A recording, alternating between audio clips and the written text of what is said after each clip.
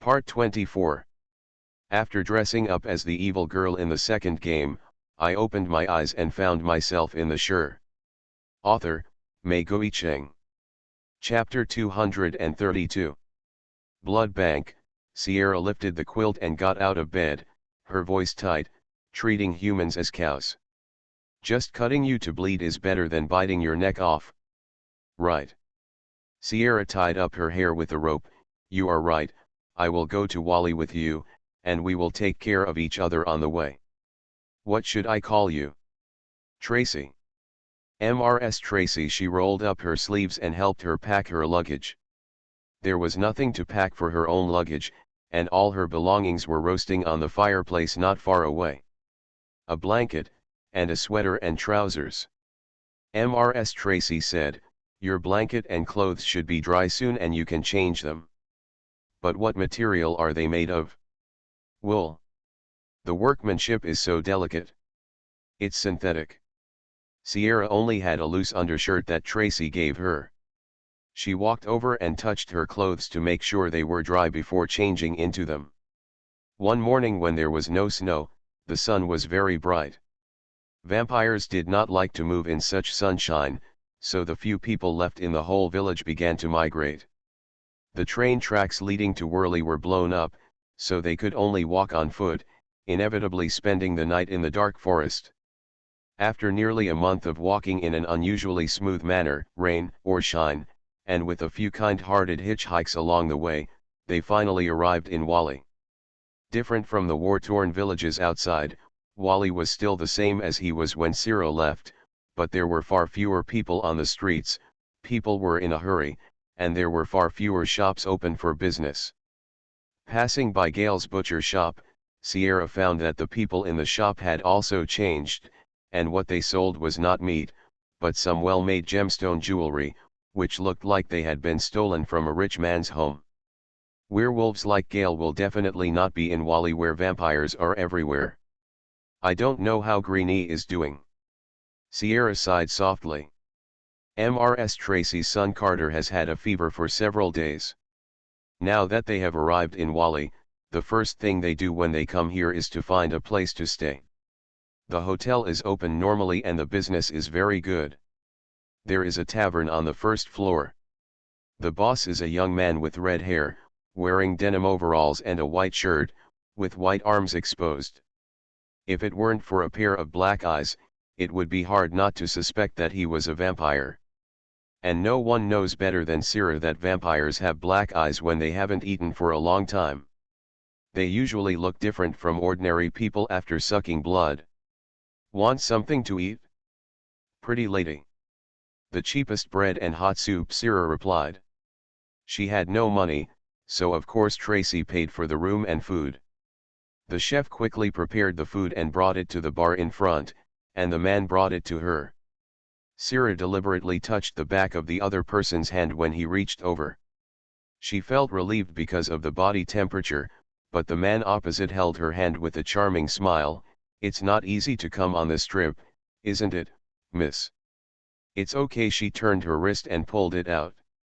Tracy ate something and fed her son hot soup, then hurriedly asked, where is the hospital? Sierra wiped her mouth. I'll take you there. No one knows this place better than she does. He thought he would be safe in Wally, but Carter's high fever turned out to be fierce. He finally spent money to see a doctor, but was sent out by the doctor because he had no money to buy medicine. Now that there is war, the price of any kind of medicine has doubled.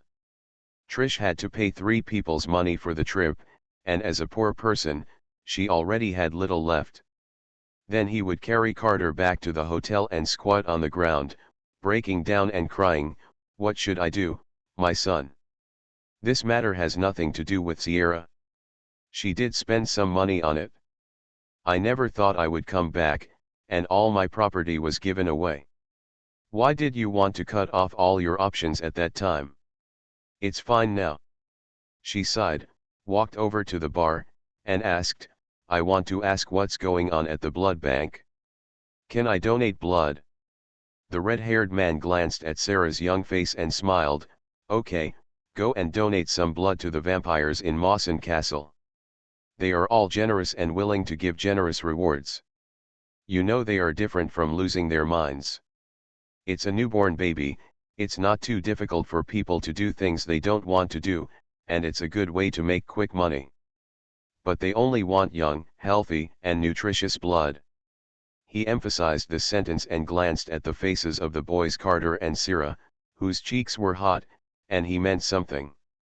A little blood will not hurt your life. The man looked at Syrah. If you want to go to Mawson Castle tomorrow evening when the sun sets. In the past, there was no such thing as being discovered by the vampires. Now, when humans talk about them, they are indifferent and accustomed to it. Due to the war and the appearance of inhuman creatures, they are almost numb to the status quo. Sierra Tracy suddenly called her voice trembling indescribably. My son saved your life, can you give a little? Ken. Syrah didn't even need to wait for her to finish her request and nodded in agreement. She used the system to check Rose Hill, and he was in Mawson Castle. Don't let him go crazy, try his attitude first. She looked at the red-haired man across the bar and asked, thank you, do you still have the latest newspaper? I want to see it. The man readily handed her the newspaper from last month to read. Want to know the situation of the war? There is nothing to know. Our country is almost in ruins. He said it easily, but Sierra looked solemnly, and she found Eric's name in the newspaper. He represented Lorini's human army against St. Warren, killing all the vampires he encountered along the way. There was an increase in vampire numbers in the northwest, so there he went. She put down the newspaper, feeling depressed. In the evening of the next day, Carter still had a high fever, and Syrah went out to Mawson Castle. There are many poor people who have the same purpose of making money as her, and there are even beautiful and clean young ladies. When she met them, she found that they were not short of money and went to donate blood. They simply wanted to see if there was a possibility of being assimilated and immortalized. They wanted to gain superhuman strength. Syrah said, you can go out and get bitten by a newborn, and the effect will be the same. Newborns. Do you know that newborns who are not taught are irrational beasts? Who wants to be a beast? Sierra shut up. Mawson Castle is the same as in memory, with green grass, lakes, and pleasant scenery, and has not changed at all. Someone was waiting at the gate of the manor, but it was not Aldine, a handsome-looking vampire. Follow me. The internal layout of Mawson Castle was completely disrupted, and Syrah discovered it only after entering. The sofa furniture was completely replaced, the curtains were made of red velvet, and the floor was replaced with obsidian color. The spiraling staircase is also covered with red carpet. The most eye-catching oil painting is undoubtedly the largest one hanging on the fireplace in the living room. After dressing up as the evil girl in the second game, I opened my eyes and found myself in the Sure. Author, Mei Guicheng. Chapter 233. Syrah stopped and stared at the painting. She recognized even the painting of herself turning into ashes. She was lying in a coffin lined with red and dark outside, with her eyes closed, holding a lily in her hand, and her face was as pale as a ghost. This is like her frozen appearance after death, so beautiful and tragic. What are you looking at here? The handsome vampire suddenly appeared next to her, sniffing the fragrance of her blood and restraining the desire that surged in her throat. It smells great, without any contamination. Syrah pointed to the painting. Who is the person in the painting? Are you still a virgin? When she answered the question, she suddenly looked back, took a step back and stood on the steps with a strange and uncomfortable feeling. Can you smell it? You smell sweeter than them, that's a good thing, he replied with a smile, not feeling how beastly his words were at all. Syrah suppressed her disgust and did not show it. Seeing that he was just talking and had no murderous intention towards her, she followed the footsteps of the people in front and walked to the upper floor. So, who is the woman in that painting? The master's dead wife. She was beautiful, wasn't she? Her smooth brown hair and face deserved everyone's pity. The vampire followed her, praising her voice. Sierra touched her golden hair and twisted it around her fingertips. Her body did not have such smooth brown hair, and her blonde hair, which she had not taken care of for a long time, looked like a messy pile of yellow dead grass as she ran through the forest. There are hundreds of rooms in Mawson Manor.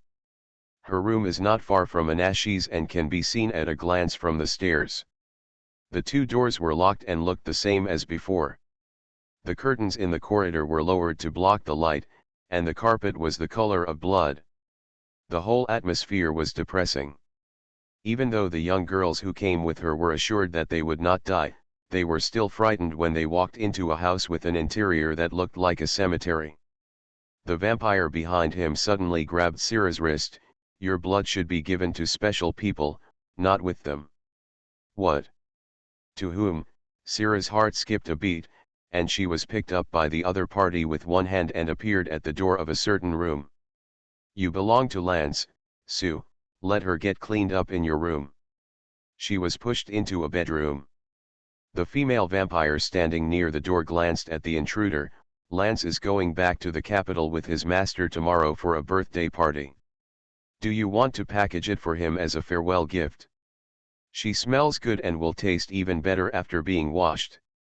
Lance will like the taste." Sierra was pinched by the neck and brought to the female vampire for her to smell.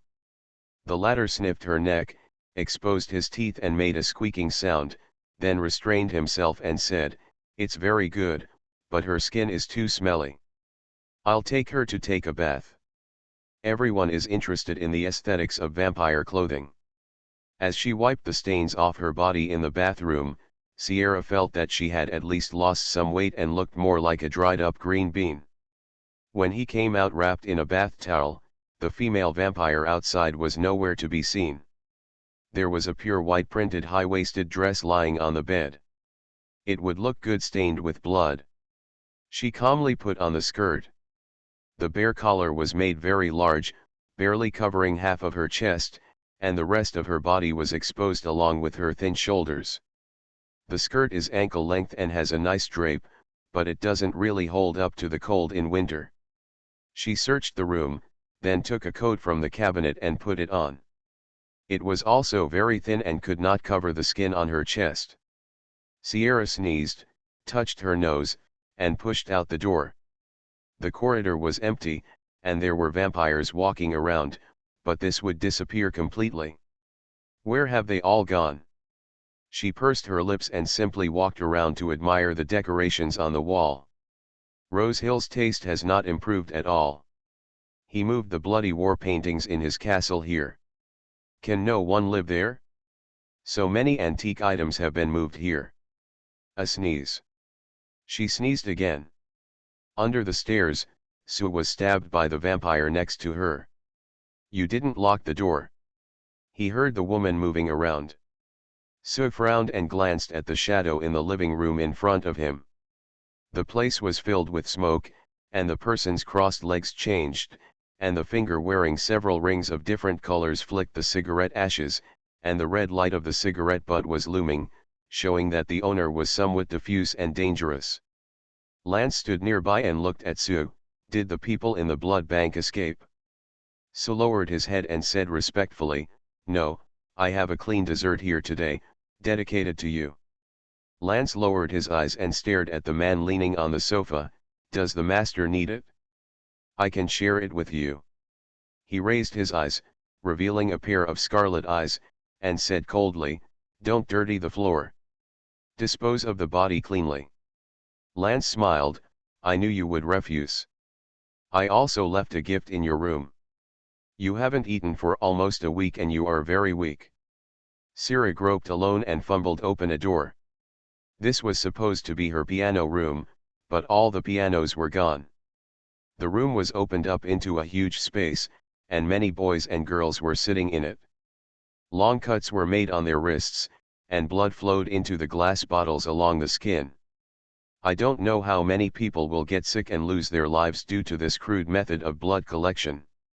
The strong smell of blood made Sierra take a step back, and her already cold body trembled into the warm embrace behind her. "Miss, you are in the wrong room." A gentle male voice sounded above the head. Sierra turned around and raised her eyes. "Lance." Lance has blonde hair, styled very short, with a small silver cross in his ear, a gentle expression, and a pair of harmless red eyes. "Recognize me?" He held her hand, his fingertips lightly traced her skin, and sighed, "I'm a little thinner, but it's okay." She guessed correctly. Sierra knew that he was treating her as dinner, so she tightened her hands on her skirt. "Can you pay me first?" Huh, he was stunned for a moment, surprised that the other person didn't show any surprise or admiration for his appearance. "Want money?" Sierra nodded. "Give me money first, then eat." "Lance, dot. You're so special," he maintained his demeanor. "Well, actually I just don't want to be enjoyed by you," Sierra said seriously. "Lance, dot." The smile in his eyes receded. It turned out to be a cold joke. "Are you not worried that you will die?" Sai pulled the coat around him and said, "Can you force yourself to starve yourself a meal today? I actually came here to serve the Duke of Rosehill as dinner." Su heard this and looked in a certain direction. The master is no longer in his position. Lance felt angry in his heart. He stretched out his fingers and pinched her chin. "Miss, the consequences of angering a gentleman are serious." He wanted to crack her skull and close her mouth. "Lance," Sarah said to him softly and gently, "it's just that I want to see the Duke of Rosehill and ask him if he has lost his ruby necklace." Lance loosened his hand and stared at her intently, his eyes suspicious. "Who are you?" "His dinner. There is another update that will be posted after 12 o'clock. I have no choice but to take it apart because I am going to play tomorrow, ha ha ha." You are listening to Novels at Bless Up channel. Wish you happiness and luck. Please subscribe to receive new novels. How do you feel about this novel? Please like and leave a comment. After dressing up as the evil girl in the second game, I opened my eyes and found myself in the Sure. Author, Mei Guicheng. Chapter 234. The cold wind outside the window lifted the curtains and wrapped around her freezing ankles. Sierra stood there and looked at him. Lance's pale face showed that false gentleness again. "So you are also his admirer?" "Turn out to be?" Sarah thought for a moment and realized that more than one person had used similar words to approach Rose Hill. The ruby was his belongings and had been in the newspapers, so it was indeed nothing new. "Bring it on. Come and see the owner when he is eating." Lance turned around and Sarah followed slowly. Rosehill's room was the bedroom where Lizzie had slept. After passing through the long corridor, they stopped in front of a double door. The door was unlocked, leaving a crack. Lance leaned over her ear, stared at the crack in the door, and whispered, "Go ahead." He was going to do a little pre-dinner prank. The blood vessels of the frightened food will expand rapidly, and the taste will be even better than usual. Sarah was mentally prepared after seeing the blood bank. She walked to the door and looked through the gap a hand wide. There were no lights on inside, but there was light, the silvery glow after nightfall. The first thing that catches the eye are two slender white legs. Sierra's heart skipped a beat. Rose Hill is looking for a woman? She immediately suppressed the discomfort in her heart and looked further away, then her eyes froze. Large areas of blood stained the bed sheets red. The young man's face was pale and his eyes were almost lifeless. He seemed to see Sierra standing at the door, raising her hand tremblingly, "Help." Not a woman, but a man. The vampire with her head buried in his neck raised her head and their eyes met. There was only a primitive desire to eat in his unruffled scarlet eyes. Sierra immediately took a step back and covered her rapidly beating chest. She grimaced and looked tense. "Do you still want to go in?" Lance was very happy that she showed a scared expression. He felt that his prank had succeeded and the food became more delicious. "Master has seen us," he whispered in her ear again, "before he gets angry. Will you come with me?" Sierra's legs were shaking a little, really shaking, but her impulse still defeated her reason. If she retreats now, the only option left for her is death. She quickly took a step forward and used all her strength to push open the door. No one would dare to do this after seeing such a bloody scene, and Lance temporarily forgot to stop him. Half of the thin coat on Sierra's shoulders fell off, and the thin figure just broke in. Lance finally realized that this joke was too big, and Rosehill would really be angry. No vampire wants to be disturbed while eating. He immediately went in and took hold of her wrist. It was easy to hear that he was nervous in his gentle voice. The people sent here are not very obedient. The vampire on the bed let go of the unconscious food in his hand, and wiped the blood on his lips with his porcelain white fingertips. He was in a bad mood after being interrupted, and said solemnly, "Get out." After saying that, he didn't care at all who was standing opposite him, and his fangs bit into that person's neck again. Lance's strength was so strong that Sierra felt as if her wrist was about to break. She endured it and said to the man who was kneeling on the bed eating, "Didn't you say you were vegetarian? What are you doing now?" Rosehill's hand trembled, and the blood that had not been completely swallowed slipped from the corners of her lips. He suddenly raised his head, raised his eyes, and said with gloomy eyes, "What did you say? Time seems to stand still." Sierra felt as if his eyes wanted to eat her, or in other words, she wanted to hang herself up and throw her into the frying pan. She took a deep breath. "I mean, Rosehill, didn't you say it's not difficult to be a vegetarian, you bastard?" Lance looked surprised and uncertain, as if he had learned a great secret. Feeling the threatening look from the owner of the bed, he suddenly let go of his hand, exited the room and closed the bedroom door tightly. The door blocked the light in the corridor, and Sierra stood in the darkness, her white skirt looking particularly dazzling. She was blown away by the wind caused by the closing of the door, and she couldn't help but sneeze loudly. "It's too cold." The human who was about to lose his breath was thrown out of the bed, and the hazy moonlight like a gauze shone on Rosehill's face. He slowly stood up from the bed, stepping on the blood-stained sheets. His clean clothes were not stained with any blood. His skin color blended with the moonlight, like Satan coming out of hell. His voice was full of coldness. "Back." Before Sierra could nod, she heard him ask sarcastically again, "What are you doing here again?" This question frustrates her. She doesn't really want to come back. "Now that I'm back, I feel like the world has been destroyed by me." "Well, I'm not back." She turned around and touched the door handle. Cold fingers instantly grabbed her arm and pulled her away from the door. The great pain took over her mind. "Rosehill!" She screamed and was thrown into the sofa, the soft springs inside preventing her body from being injured. The next second, all her movement space was restricted, and the devil trapped her on the sofa with an expressionless expression, and the madness in his eyes was close to ferocious. Sierra's heart was beating wildly, and her eyes were wide open. He grabbed her hands, knelt on one knee by the sofa, then lowered his head, and his golden hair touched her chest. The head was just pressed against her skin, without any warmth. Sierra shivered coldly and clenched her teeth subconsciously. One after another, the powerful beating of the heart reached Rosehill's ears. Her living body, her soul, returned to him. He spoke in a gloomy tone, trembling for no reason, "You are indeed back."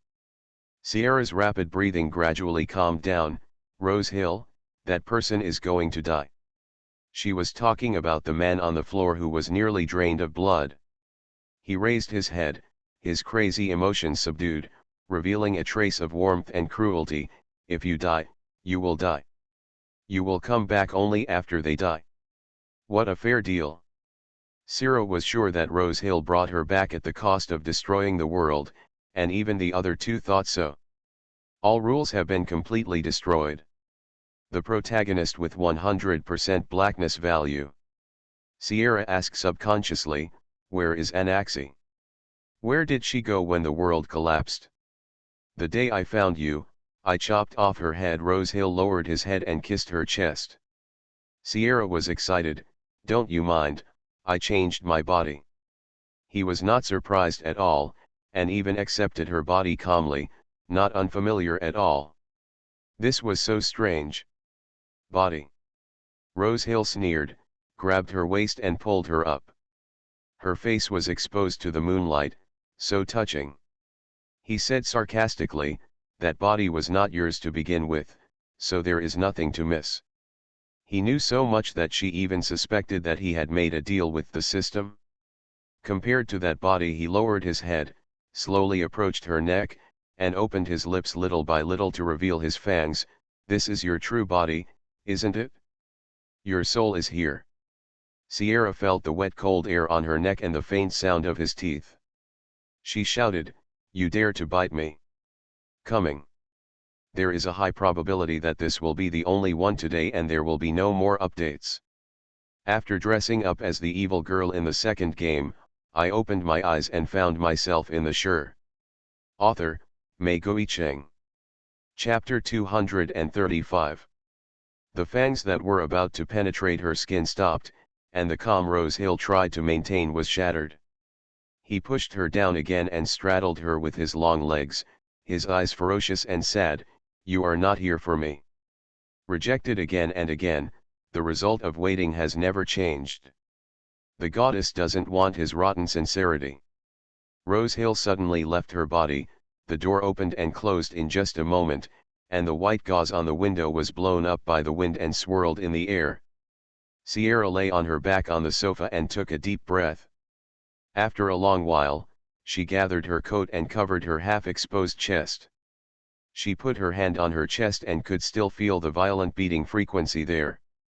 After she recovered, she stood up, walked barefoot to the man lying on the floor, grabbed a corner of the uncontaminated sheet and pressed it against his neck. The man remained motionless, and Sierra tried to feel his still beating pulse through the sheets. But there was nothing, dead silence. He died. Sierra loosened her fingers and knelt down next to him, the coldness on the floor running down her calves and into her heart. If we try again, can we still say that this is all a game? In a daze, Rosehill, who had left and returned, opened the door again, followed by Sue. He bent down to pick up Sierra, pressed her head in his arms, and coldly ordered to his subordinates, take care of it. Sue stood there with complicated eyes. Everyone knew that after the death of the Earl's daughter named Sierra, the Master's mood also had problems. Many times his decision-making was poor and cruel. He killed too many women who approached him, but this time there was an exception. The door to Sierra's bedroom was unlocked, and the interior of the cream-colored princess room remained untouched. The soft bed was clean, and when Sierra lay on it, she knew that it had been cleaned regularly. He was sitting on the edge of the bed, his rabbit-like red eyes the brightest and lonely touch of color in the darkness. What's on your mind? He couldn't hear her thoughts. From the time he met her to now, he heard the thoughts of many people, but not hers. The moment he left, he was afraid that she might disappear again in front of him without paying attention. Rosehill suppressed the urge to go crazy again, and his stiff face learned to soften, which made his sharp and delicate facial features look deliberately strange. He held her hand and said gently, I can't hear anything. Tell me what you want and I can do it. Sierra stared at him, wondering if too much time had passed and he had forgotten what it was like to coax her. Seeing that she remained silent, Rosehill gradually regained her softness and said with a fierce voice, I won't let you go, if you have this plan. Rosehill Sierra finally called him and touched her empty belly, I'm hungry. She was very thin, even thinner than before, and he had noticed it a long time ago.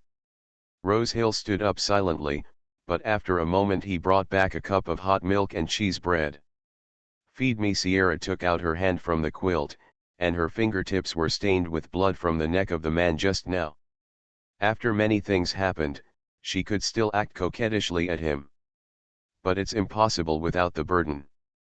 What's more, it's the thoughts in her heart that she doesn't understand. He claimed that she was his wife, and he killed many people even more than before. He seemed to be in an abyss, and the only pure land left was her clean and tidy princess bedroom. Rosehill handed the bread to her mouth. It had been a long time since he had condescended to do something like this to take care of someone. There was excitement in his eyes that he had not even noticed.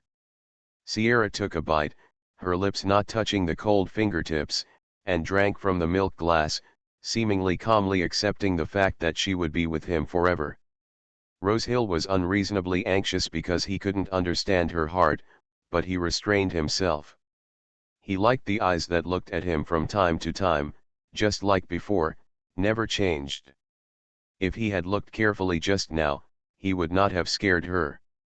After eating most of the piece of bread and drinking all the milk, Sierra's empty stomach finally felt a lot better, and the blood stains on her fingers were wiped away with a wet handkerchief.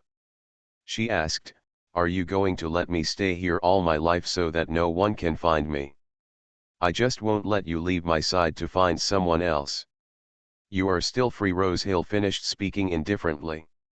His tightened fingers on the edge of the bed and his tense expression betrayed him. He was not at all as calm as he appeared. Sierra rubbed her bloody finger. "Actually, I didn't want to leave." She moved her body to the side, leaving half of the bed free. "Will you sleep with me?" Rosehill froze, her voice a little hoarse. "Are you sure?" She clearly doesn't want his affection, but she still uses despicable means to seduce him. Such a bad liar. There was no warmth at all in Rosehill in winter, but fortunately the fire in the fireplace was burning brightly, so much so that Sierra wouldn't feel any discomfort when she got close to him under the quilt.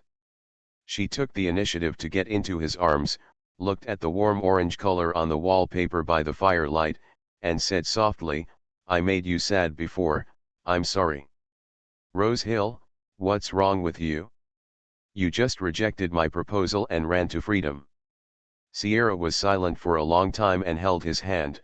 "What I said still stands." She raised her head and raised her upper body to look at him. "I am willing to marry you and become a vampire."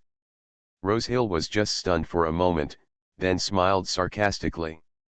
He was not tempted by this false lie at all, even though his heart was beating to death. "I told you, if you're just preparing for an escape, don't even think about it." Sierra leaned over and kissed his lips, but Rosehill subconsciously tilted her head, and the kiss only fell on the corner of his lips, where his sarcastic smile still remained. "Get rid of your thoughts as soon as possible. Being wary is really not a good thing." She was anxious and leaned forward to kiss him again, but the man simply pinched the back of her neck, his scarlet eyes filled with darkness. "Be calm, Sierra. How many times do you think I will jump into the same trap?" A kiss once made him lose his mind. Now, her offer of a kiss is still like the forbidden fruit in the apple orchard, a bite of which will kill you. Sierra was choked, feeling powerless in her heart. He had told too many lies in the past, and when he rarely told the truth, he didn't believe it anymore. She couldn't reach him even when she raised her neck, so she simply wanted to step back in frustration. "Okay, then you pretend I didn't say that. Let go of me, I'm going to sleep." She gave up so quickly and her relaxed attitude was completely inappropriate. Rosehill felt a fire in her heart again. He pinched the back of her neck and pushed her in his direction, and tightly blocked her lips. Sierra was thrown into the bed, and the two changed positions. He always liked it when she was down there, the weak one. "It's not that I don't want to write more, Kawen is so annoying." Carrot. After dressing up as the evil girl in the second game, I opened my eyes and found myself in the Sure. Author, Mei Goicheng. Chapter 236. The soft and fragrant body beneath her and the sweet taste of milk she had just drank in her mouth made Rosehill clearly realize that she was indeed back. His breath was icy and cold, and his movements contained hidden fire. Half a year after her death, she was back in his arms, whole. Sierra tilted her head slightly, twisted her fingers around his clothes, and gasped, "Don't you stop jumping into traps." I regretted it the next second, it was so fast. Play a game with you again. Rosehill held her fingers on her shirt, pursed her bright red lips, and mocked with suppressed desire in her eyes, this world is bad enough. Syrah was stunned for a moment, her eyes gradually became watery. Are you an idiot? You must make this a miserable world. What does it matter? He bent down and pressed her neck against her neck, hugging her. Since the 14th century, I have only cared about power and wealth. They filled the desire and emptiness in my heart.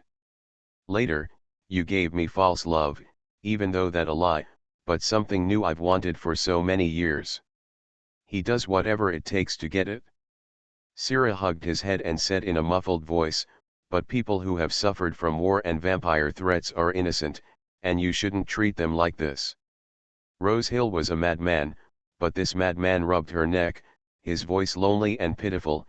Am I not innocent? Sierra was speechless. She was an emotional liar, she was the culprit. She silently closed her arms, holding his blonde hair with her fingertips, and after a long time she whispered, I'm sorry, Rosehill. He didn't answer her, and he didn't want to reply that it didn't matter. I can't say it, and I don't want to say it. Before Syrah could wait for his words, her tired and running body couldn't hold on any longer, so she slowly closed her eyes and fell asleep. After a long time, Rosehill came out of her arms, covered her with the quilt, and held her tightly in his arms. His golden frizzy hair spread over his hand, and he picked up a strand and put it to his lips and kissed it. Even though he had a different look, he still liked her, and his body ached from liking her. In the morning, Sierra was woken up by Sue. Rosehill was not around, but she brought breakfast and new clothes. Sierra kept one important thing in mind. Carter's child was still suffering from a high fever in the hotel, and Mrs. Tracy was still waiting for her to bring medicine back. Their current situation was very bad. She hurriedly got out of bed and put on her clothes. The clothes she chose were just the right size, and there was a ring of fluffy white fox fur around the collar, which was very warm when rubbed against her neck. Can you prepare another breakfast? Syrah requested, and Sue subconsciously said, Master won't eat this thing. It's not for him, I want takeout.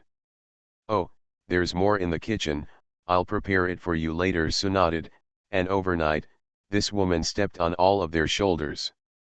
She looked at Syrah nonchalantly. She looked like she was only in her early 20s.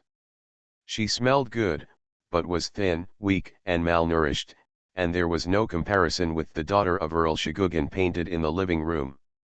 How could the master suddenly become interested in such an ordinary woman? She didn't even think she was half as beautiful as herself. She walked to the door and turned back. You are so lucky. Sierra blinked, huh? Generally speaking, you should have become fertilizer under the grass last night. Sue smiled and walked out of the bedroom door. Sierra glanced out the window. The grass was still green in the winter, and she shrank her neck. It shouldn't be difficult for her to persuade Rosehill to restrain his behavior, or even ask him to help quell the war. Sierra put on her shoes and went downstairs. Mawson Manor is exceptionally quiet today, too quiet. The door of the newly renovated blood bank in the piano room was open. She turned around to take a look and found that there were two more familiar pianos inside. The terrifying scene she saw yesterday was gone, and the new piano room was several times larger. She walked downstairs again, stepping on the red carpet. There was no vampire in the living room, and the largest painting above the fireplace was gone. Sierra stopped for a moment and walked around the house, confirming that the manor yesterday was completely different from the manor today. Rosehill thought she would be afraid, so she changed her mind. She returned to the living room, and Sue handed her the paper bag of takeout food. Do you have money? Sierra asked again, and then said awkwardly, I have needs. Sue looked behind her.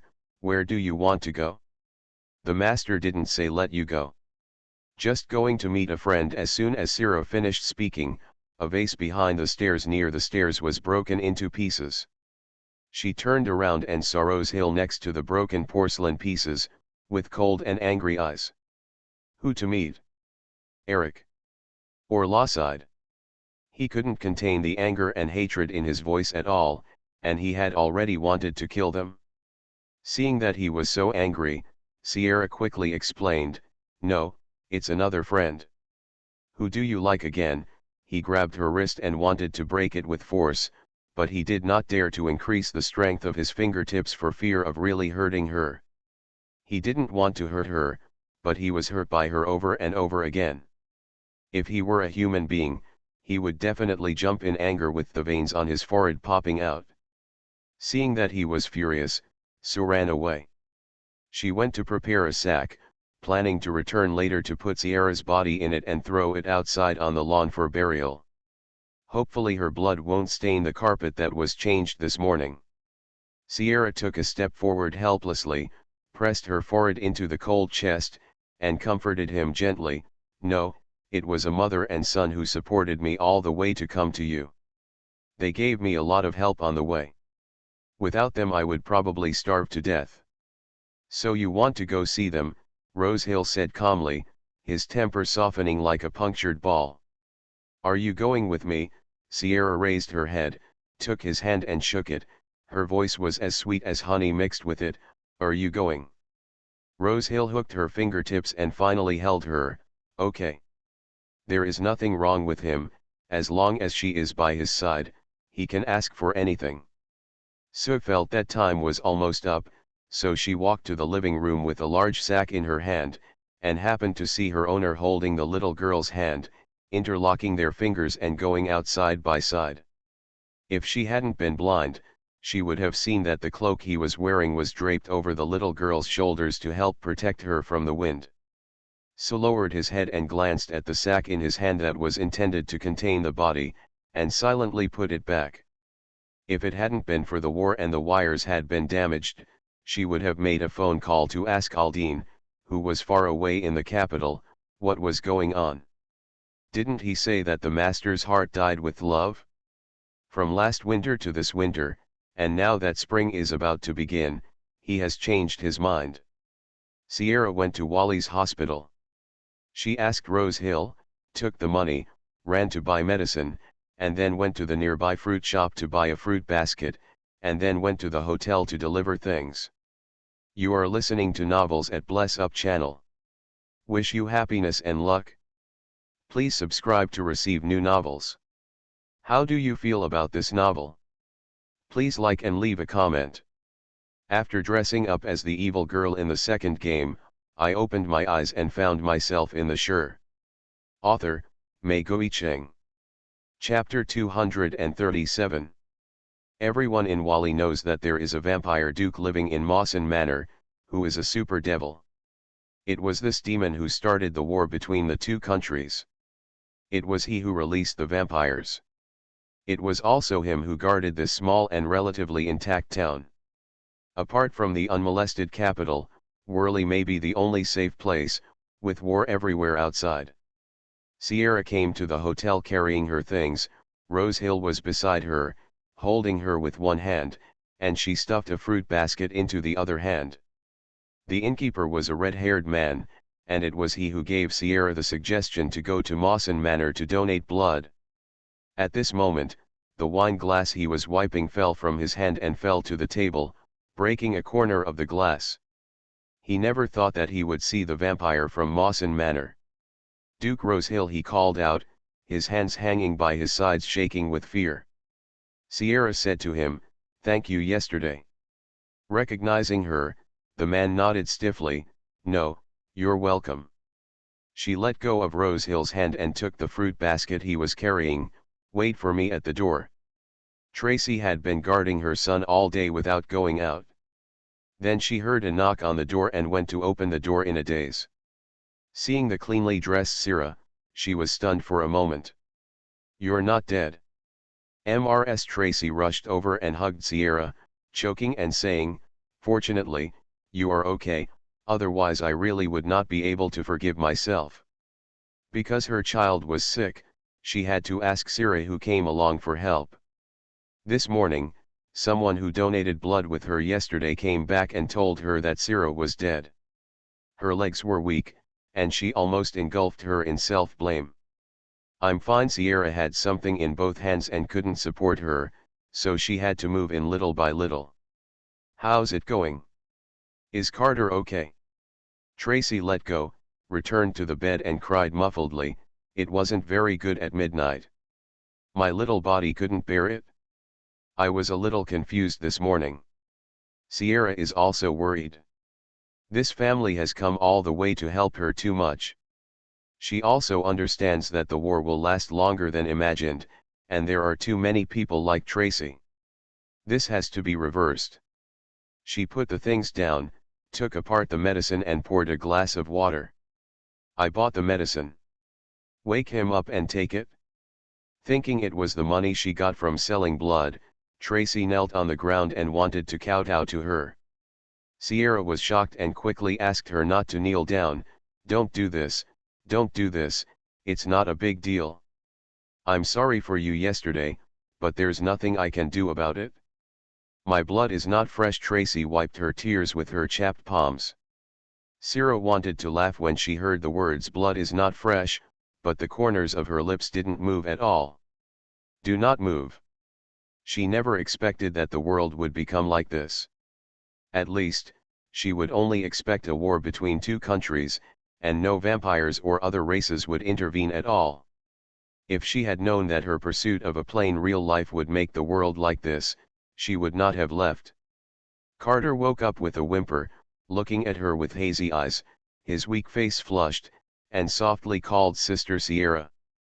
Sierra was so heartbroken that she touched his face and said softly, "Be good, just take the medicine and sleep again." The money she took from Rose Hill was used to buy medicine and fruits. Now she got up and went to the door again. She went directly into his suit pocket and took out all the gold coins in his pocket. He allowed her actions, understanding that she was full of kindness, want to give them money. Well, at least we can't let people live here. We have to have a place to stay. Sierra nodded, then took back a handful of gold coins and put them all on Tracy's lap. Here you go. When Tracy saw the pile of shiny gold coins, she thought her eyes were dazzled. She rubbed her red eyes and found that they were real money. She raised her head in shock. You can get so much money by bleeding one time. Are you okay, kid? How much blood did they take from you? Trish thought she had lost a lot of blood, so she pulled up her arms to check, but her too thin wrists were white and tender under the thick clothes. There were no traces of wounds. She was surprised. Where is the wound? I heard that they all cut their wrists. Sierra shook her head. The vampires didn't ask for my blood. They won't hurt me. You take the money and find a safe place to live in Wally. Aren't you with us? Yeah, I'm with him. Trish couldn't believe it until she saw someone walking in the door from the corner of her eye, wearing a black suit and long straight legs. Only then did she suddenly realize that the cloak that only vampires could wear was draped over Sierra's shoulders. Tracy retracted her hand like an electric shock. You and them are together. The worry in her eyes was instantly tainted with fear, and she rushed back and hugged her child tightly, while the gold coins in her lap rolled to the ground. Rose Hill's uncovered red eyes were so scary. Sierra bit her lower lip, then her wrist was grabbed by the person behind her, and there was his low cold voice in her ears, "Look, you helped her, but she is still so scared." "It's excusable." She turned her head. "You brought this war, and the cause was me." Rose Hill took her hand and went out, saying indifferently, "Without me, St. Warren would also launch a counterattack, didn't you know?" Sierra was calm and helpless. "I know, because the Sunderland Empire was behind the scenes to support St. Warren, and you were originally from Sunderland. So there must be someone behind this incident, and that person is also closely related to the Sunderland royal family. The heir to the throne who died due to the Black Death in the 14th century. If Rose Hill had not died, he would have been the King of Sunderland. He was lost in the long river of history and turned into words in history books to tell his legend. However, Eventually he became a vampire, possessing immortality and metamorphosis. He stared at her expressionlessly, then, "Are you blaming me?" No. Sierra stopped in the aisle and said softly, "I just made a decision." What decision? He subconsciously tensed up his body and nerves. Now that he couldn't hear any of her thoughts, he could easily go to extremes. What if we leave? No, Sarah interrupted him, this world cannot become a mess. I hope you will pick up the lost laws. Impossible. Rosehill raised her lips, with a standard gentleman's smile, calm and dangerous. It won't be okay. Get better and it would be game over. She might disappear again, and he wouldn't let that happen. Sierra took a deep breath and held his hand firmly. She began to hate the abilities given to her by the system. Rosehill couldn't hear her true voice. He was used to her lying to him and refused to let down his guard. When I returned to this world, the system told me that you all had become bad, and the world was also getting bad. It wanted me to fix it. In exchange, it promised me that it would let me put forward a condition and give me a choice again. Two more. I need praise. Carrot carrot. After dressing up as the evil girl in the second game, I opened my eyes and found myself in the Sure. Author, Mei Cheng. Chapter 238. Rosehill was not surprised at what she had guessed a long time ago. She just stared at her with cold eyes, waiting for the next step from this anxious-looking girl. I don't choose to leave, really, Rosehill. Sierra didn't know what to say to make him realize that she was telling the truth. She pulled his sleeve tightly and said, "Can you believe me again?" When she asked him for something, her voice was always soft and seductive. This trick worked every time. Rosehill looked away and held her hand. "I've given you the money, it's time to go." Rosehill. Sierra stayed where she was. She was dragged by him and staggered 2 more steps. She lost her temper. Deal with those newborns who kill people indiscriminately, and don't interfere in the war between the 2 countries. Otherwise He turned around and narrowed his red eyes. What else? Otherwise, I really don't like you anymore. Even if you want to imprison me, I won't be able to like you. Sierra glared at him stubbornly. Anyway, there is no worse outcome than a 100% blackening value. He turned around with a careless smile on his lips. How effective can your threats be? How many lives of newborns can your love be worth? See, he doesn't even believe how much he likes him. Sierra understands these words clearly. She lowered her head, and her eyes were almost red when she raised her head. I don't like the dangerous world, you know, right? I like ordinary days. If you can't give, I don't want you. This was probably the most serious thing she had ever said. You are mine and only mine. I don't want any unpleasantness between us. Rosehill sneered, his sharp teeth exposed between his lips. Anyone with a discerning eye could tell he was angry at a glance. The conversation in the hotel ended in failure. Rosehill's trust in her is 0, and he doesn't believe anything that tells the truth. The only thing that hasn't changed is that his feelings for her are the same as before. In the next few days, although he did not restrict her freedom, there were people following her wherever she went. She was helpless about this situation, because Rosehill, who had lost trust and was afraid that she would disappear again, simply refused to care about things outside. He believes that she will stay here as long as the world continues to be in chaos. The situation of Eric and Luosiet is not much better. The 3 of them are required to sit down and talk about maintaining world peace. Just thinking about that scene, Sierra felt like she would just die again. She collapsed and covered her face and sat in the car until the car took her to the laundry factory she once owned. Before, she gave half of the property here to Eric. Now, nearly a year has passed, and the laundry factory has returned to that dilapidated factory building. The simple machines inside are still there, but there is no one there. Sue said that after the war broke out and vampires became rampant, everyone here ran away. Kalida's residence was also empty. The door of the house was closed, and the iron fence outside was covered with a thick layer of spider webs. Sarah was not sure whether she was still alive with Zachary. In just a few months since she left, earth-shaking changes had taken place here.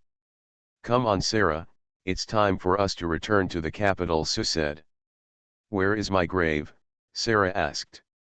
Sue was stunned for a moment, and then said, "You mean Mrs. Sarah, who has the same name as you?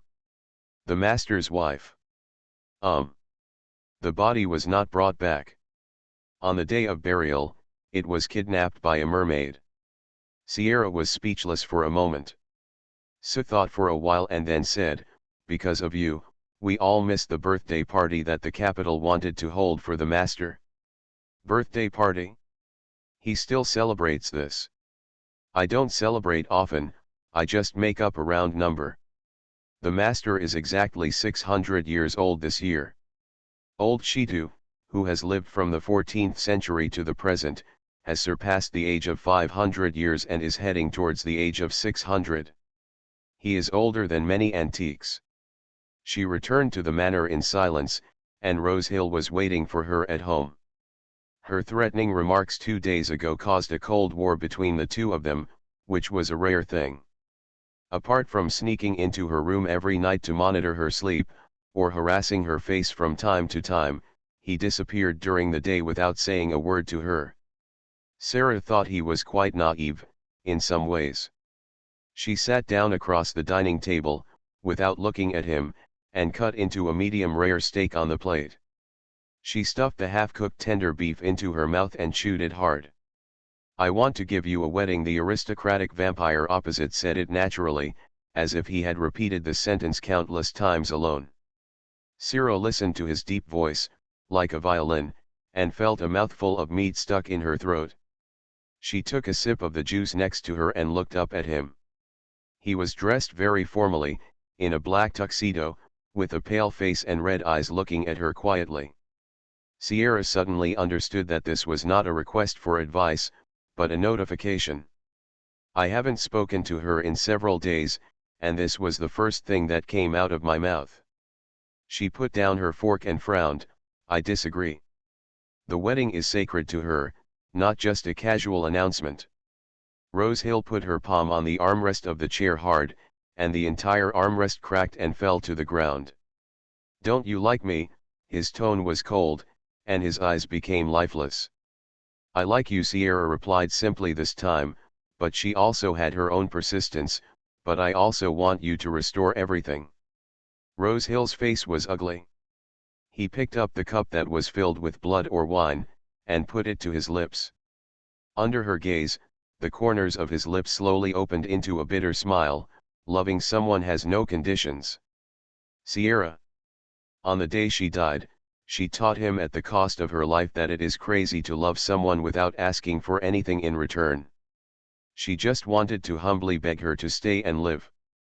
This is different from the condition that he requires equal exchange to do things, but Sierra has learned it thoroughly. He understood the principle of loving others, but she did not. She doesn't even love him. She would never fall in love with him even if she had been by his side for hundreds of years.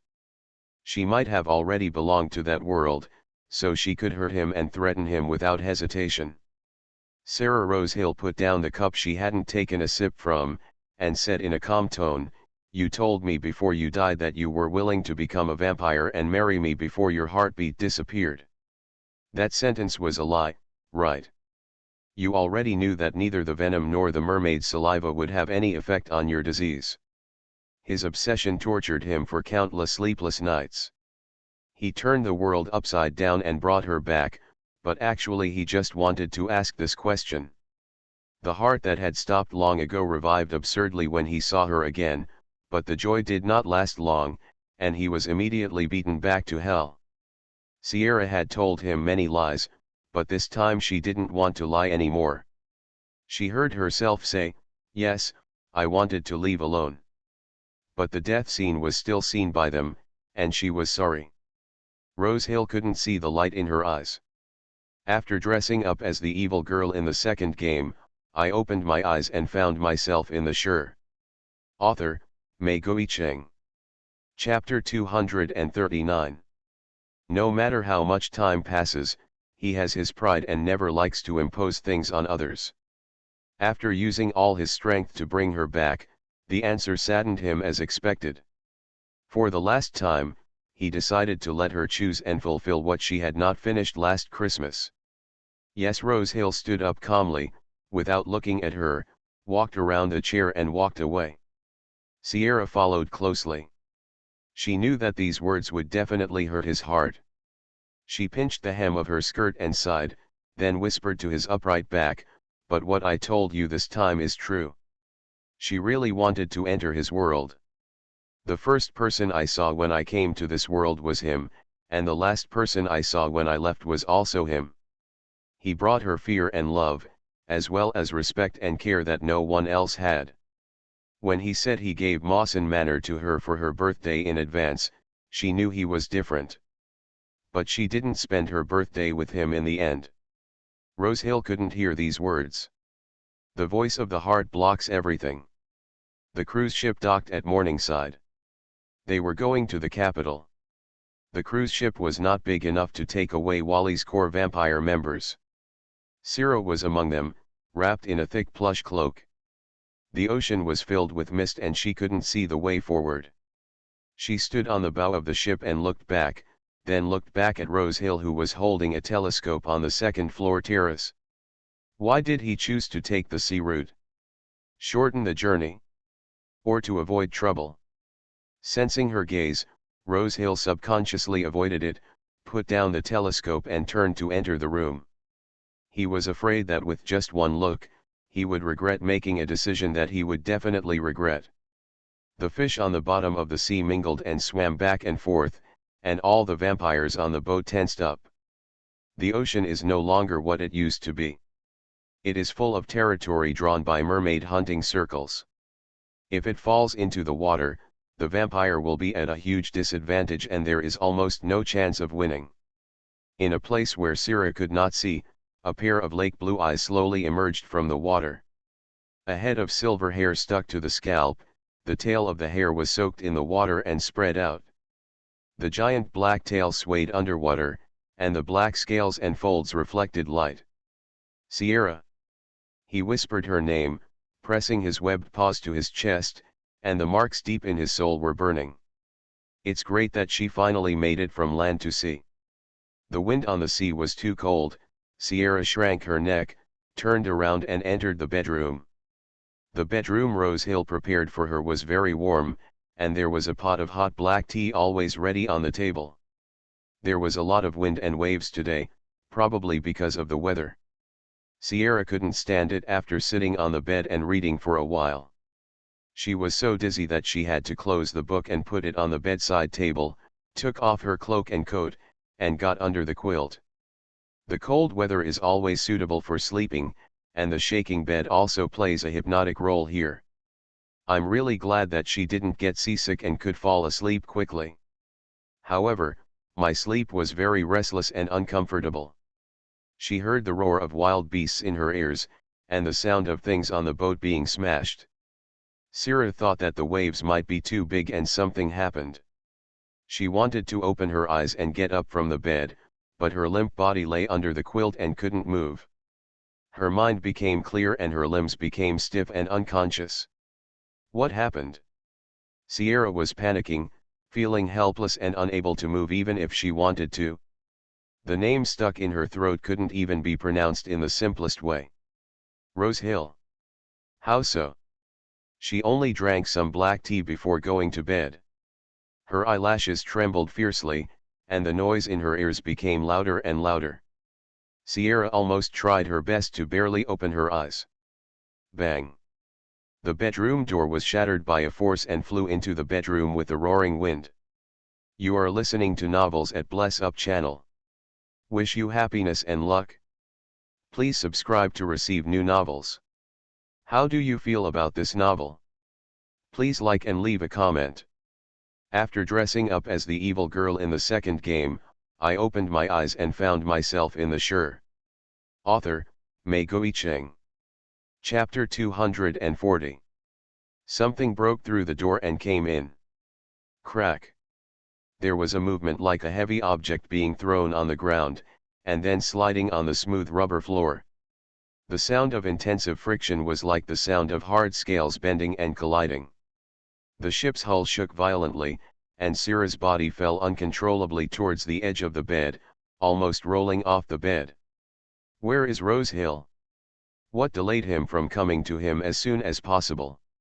She was anxious in her heart and her eyes were moving wildly, trying to look towards the end of the bed to see what had destroyed her door. A piece of the soft quilt collapsed, and the thick smell of sea water spread over the surface.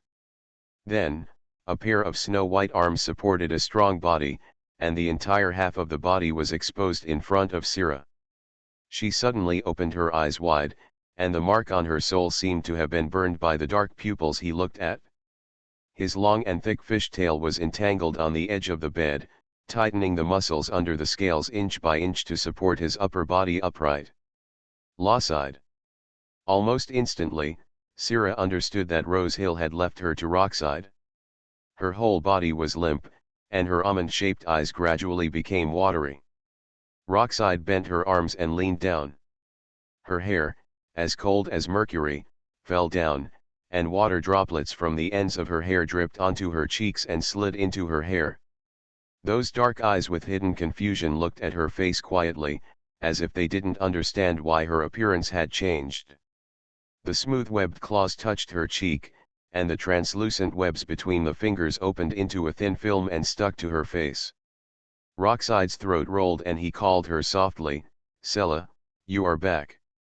Sierra's eyes were sore and tears fell from the ends of her eyes. His claws inserted into her blonde hair, and he touched her back and forth gently, and finally made sure to take her out of the quilt. "I'll take you home." Rox's throat emitted a gurgling laugh of pleasure. He had not been a human for so long that he had forgotten how to use his legs. His wet tail dragged a long path of water on the oak floor, and he moved towards the tightly closed door. "The window where I live is moved away, and the dark fish tail curves like a coiled python." The window was shattered by his webbed claws with one hand, and Sierra was pressed tightly against his chest, unable to move. She saw the endless ocean and the man on the observation deck on the boat pole in front. He stood with his hands behind his back, wearing a sharp black cloak. Flying through the air, scarlet eyes stared at her. Rosehill clearly saw her. This is his plan. Syrah's emotions calmed down, and the cold wind made her fingertips feel. It penetrated her throat along with her breath, and pried away the unspeakable sound. She opened her lips, but didn't speak. She still has a lot of trouble to solve. Logos yet held her and climbed over the railing of the boat. The fishtail flicked toward the board of the boat and fell into the water. The cold sea water instantly flooded the top of Syrah's head, and the extremely low temperature froze the blood and bones in her body. For a moment, she was about to faint, and her soft lips were soon invaded, and the one on her, the webbed claws on his waist, tightened. Roxid's fishtail swung rapidly and sank. Several mermaids he brought also gave up fighting the vampires and fell into the sea. The broken ship survived, and the vampires who were accidentally photographed overboard were also salvaged. Rosehill stood on the observation deck and stared at the sea quietly, expressionless. Lance came up from the ladder next to him and approached him. His hair was wet and he was in a mess. "What are you doing?" "Packing up the people who came back and sending them away." "When did you become so generous?" "Well, like the title. There will be an update tomorrow." Oh. Too late to write. After dressing up as the evil girl in the second game, I opened my eyes and found myself in the Shire. Author, Mei Goicheng. Chapter 241. The sea water is too cold in winter, and the ice floes in the sea are broken by several fish tails. Lucid didn't dive deep enough, and the water pressure and low temperature had already made Syrah feel even more uncomfortable. Her whole body was in the water, and the only thing she could hold onto was the arms tightly around her. She vaguely remembered how cold it was when she was led by rocks to escape from the cruise ship that summer. Logos yet kept feeding her oxygen to maintain her health, but he understood that this still wouldn't work. The temperature seriously affected her physical condition. Several mermaids were inspired to gather together, and then quickly left after receiving his order.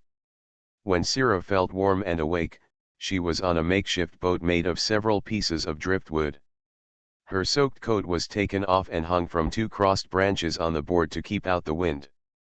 Above her head was the sun peeking out of the clouds, and the winter sun shone directly on her, bringing some satisfying warmth. She blinked hard, trying to focus the scattered focus.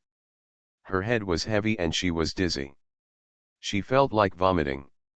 When she got up, she could see a section of her tail peeking out of the sea from time to time in front of her small wooden boat. A huge black tail fin was thrown out of the water with only a beautiful streak of color. She watched him swimming in front. There was a rope tied to the front end of the simple boat. The other end sank into the water and was carried forward quickly by the fish's tail. Sira understood that she was riding in a mermaid-powered boat. She rubbed her uncomfortable stomach. She had never been seasick. She couldn't help vomiting on the small wooden board. She lay on the edge without any protection and vomited into the blue-black sea water.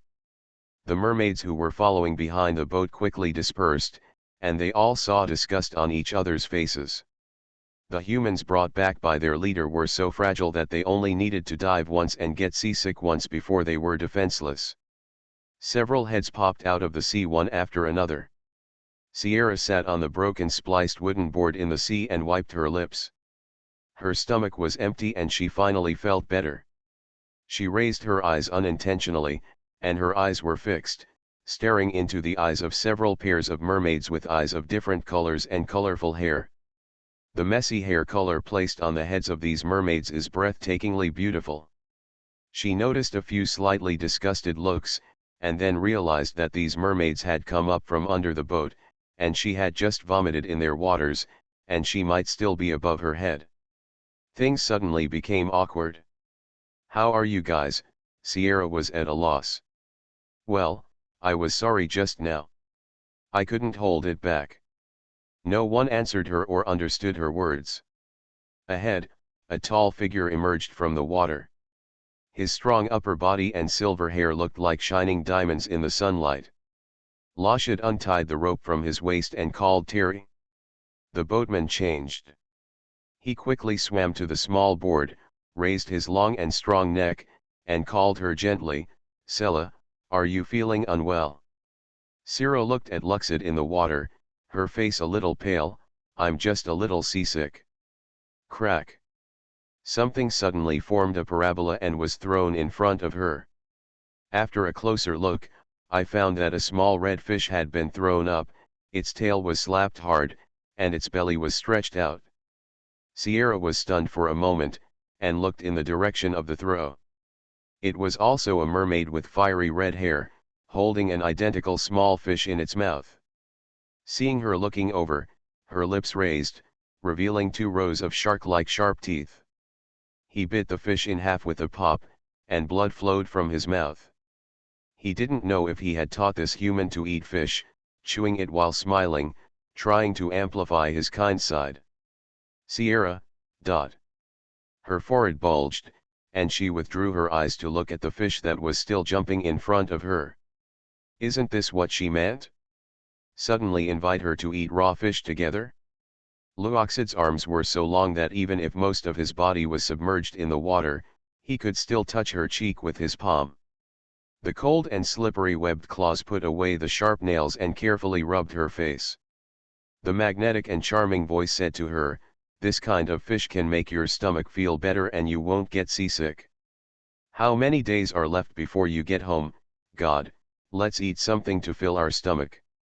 Sira knew she had to eat it. She really didn't want her stomach to feel too uncomfortable. "All right." Sierra rolled up her half-dry sleeves and looked at the lively fish in front of her. Her heart skipped a beat and she grabbed the fish with both hands. Unlike touching Roxide's skin, the sea fish also has a slippery mucous membrane. It feels like touching lubricant and cannot be grasped at all. Sira sat on her knees with a child who had just begun to develop her intelligence. She kept trying to catch the fish that was jumping around. She caught it several times and then it broke away, which made her lose her temper. She had to catch it and chew it. Not even one bite. Loosiet also moved his fingertips in a good-tempered manner, pushing back the fish that was about to fall into the sea, and let her continue to catch it. Sira didn't understand why he couldn't help her anymore. Lashid was also possessed by animal instincts and knew that the best way to make his mate grow up was to let her learn to eat on her own. The eyes of the mermaids who were lurking in the water and watching silently changed. How did she survive when she couldn't even catch a stupid fish? Why does the leader like a fool? Is she not an adult yet? Human beings are different from us, so stop making assumptions. Several mermaids were whispering to each other, keeping their eyes on Sira. Watching her flapping for almost 5 minutes before catching the dying fish, all the mermaids could not help but show expressions of relief. It's okay, as long as I can catch it. Sira finally took the fish, which had no strength to handle, into her arms, but with its head down, the fiery red tail slapped her face with a snap, making her loosen her grip in fright. The fish was thrown into the sea with a splash and ran away. Sierra. The fish onlookers looked at her in disbelief, as if saying, how could this person be so stupid? Their leader really found a loser with a bad mind and clumsy hands and feet. Sierra sat there on her knees in a daze, her eyes red. She was going to cry because she was so angry with the fish. Seeing the mist in her eyes, Loosiet suddenly became at a loss. He dived into the water and quickly caught up with the fish that was struggling to swim. He grabbed it hard in his hand and returned to the board. Hand it to her. The fiery little fish lay quietly in his hand, being squeezed to death. Don't cry. He climbed up the board, put the fish next to her legs, held her face and coaxed, I'll catch it for you later. Sira was completely insulted by a fish, and when he coaxed her, her nose was so sore that she really wanted to cry. I never caught a fish. She kicked him on the tail in embarrassment, I won't eat raw either. Roxid picked her up and put her between his curled tails. The dense scales clung to her legs and waist. Sira was chilled and sat on his tail without speaking.